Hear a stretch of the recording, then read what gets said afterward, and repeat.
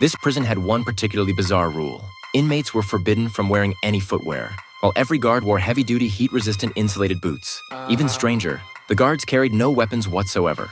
Just as the prisoners were puzzling over this, one of the guards pulled out a remote control from his belt and pressed a button. In an instant, a powerful electric current surged through the floor. This punishment, non-lethal but agonizing beyond imagination, allowed just 50 guards to maintain complete control over nearly 5,000 inmates. And that was only the lowest setting. After the captain finished his speech, the new arrivals were immediately taken away and changed into custom-made prison uniforms. On the surface, this place was a prison, but in reality, it operated more like a massive factory.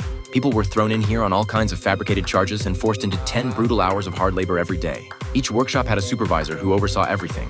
Guards rarely set foot inside unless new inmates arrived, but they never worried about escape attempts. At the first sign of trouble, they could activate the floor's shock system and shut down any resistance instantly. To boost productivity, the prison held weekly performance reviews for all workshops. The top-ranked team received rewards, while everyone else got shocked. This drove the inmates to work frantically, never daring to slack off for even a second.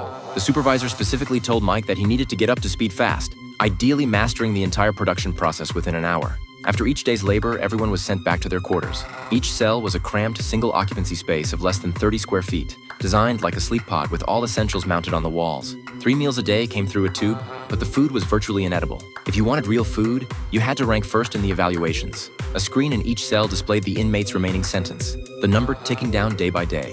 It was the only thing keeping them alive. But something unsettling had happened. Last month, the prison suddenly revised everyone's sentences across the board, doubling them without exception. Lately, inmates had been whispering about it, trying to figure out what the guards were planning. Before anyone could reach a conclusion, the supervisor cut the discussion short.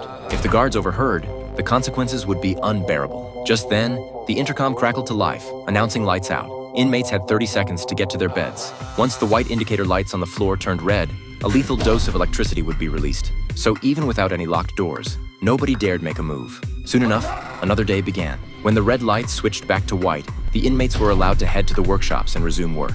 The prison had 7 levels, built on a platform in the middle of the ocean, and this wasn't the only facility of its kind. Inmates on each floor were completely isolated from the others. The only way to communicate was through hand signals. Something major had clearly happened recently, but Mike, being new, couldn't understand what they were trying to say. All he could do was throw himself into the endless cycle of labor. Through constant learning and practice, Mike gradually mastered the workshop's entire production process. The supervisor kept pushing everyone to pick up the pace. This time, they had a real shot at first place. With only 1 day left before the evaluation, disaster struck.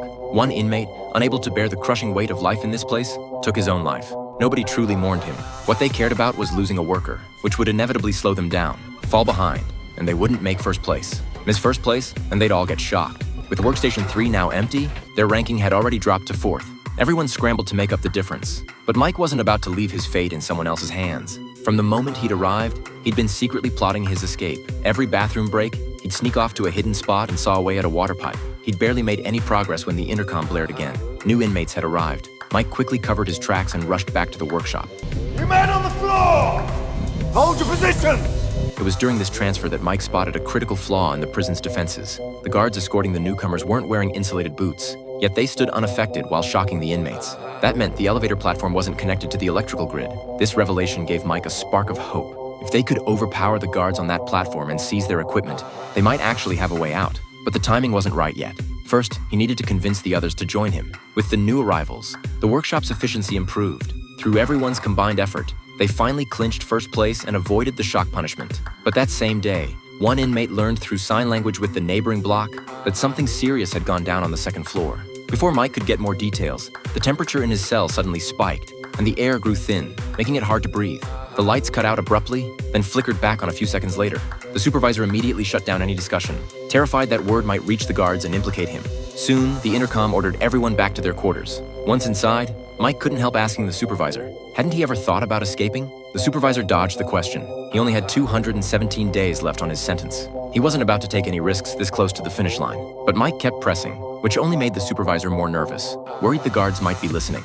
Mike calmly pointed out that the guards couldn't be bothered to eavesdrop. In their eyes, no one could possibly escape this place. When the supervisor refused to engage, Mike grew increasingly frustrated. He knew that for any escape plan to succeed, he needed the supervisor on his side. The next morning, news of what happened on the second floor finally spread. All 500 inmates, every single one, had been electrocuted to death. That's why the guards had cut power to the entire prison, explaining the brief blackout from before. This tragedy shook the supervisor to his core, even though he'd always worked himself to the bone for this place. But to keep everyone calm, he clenched his teeth and insisted it was just a rumor. Until the truth came out, everyone should keep working. Then, during the shift, an elderly inmate collapsed on his way back. His body had finally given out from exhaustion. The supervisor immediately called for the doctor. The doctor was also an inmate, and they'd known each other for a while. The supervisor hoped he could save the old man, who only had 40 days left until his release. But what the doctor said next stopped the supervisor cold. He flatly stated there was no point in saving him, because no one ever left this prison alive. As he spoke, he even pulled out a syringe, preparing to euthanize the old man on the spot. The supervisor pressed him about what really happened on the second floor.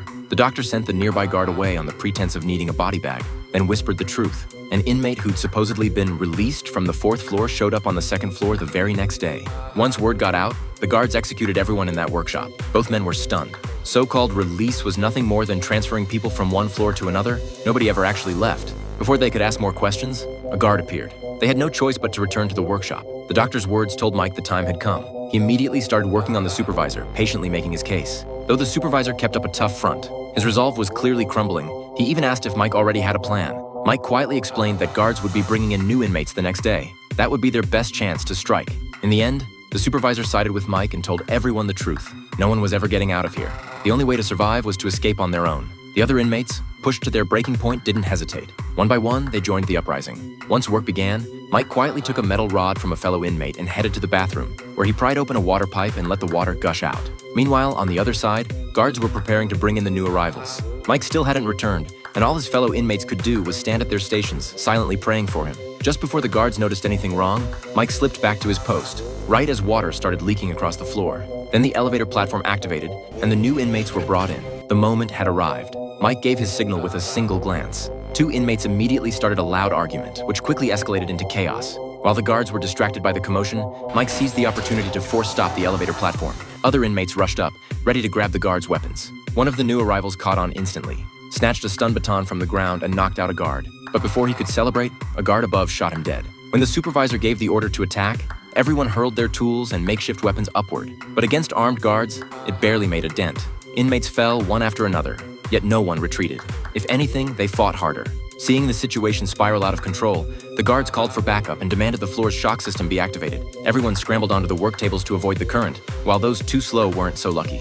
But as water poured from the burst pipe, it shorted out the circuits and disabled the shock system entirely. The guards' last line of defense was gone. The supervisor seized the moment and rallied everyone to launch a full assault. Inmates surged upward in waves. Mike climbed to the upper level, took down two guards, and grabbed their weapons. They stormed into the workshop's control room. Meanwhile, the lower floors were flooding, and the inmates there still had no idea what was happening above. Armed prisoners now swept through like wild animals unleashed. The guards couldn't hold them back.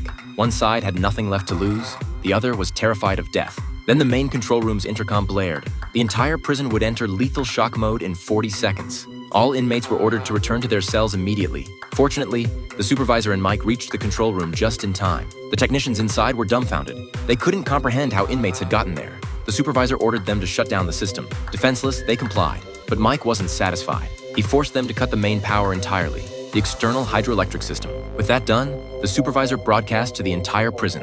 They had taken control of the facility, and the floor shock system was offline. Anyone who wanted to live should leave their cell immediately, climb as high as they could, and take out any guard who got in their way.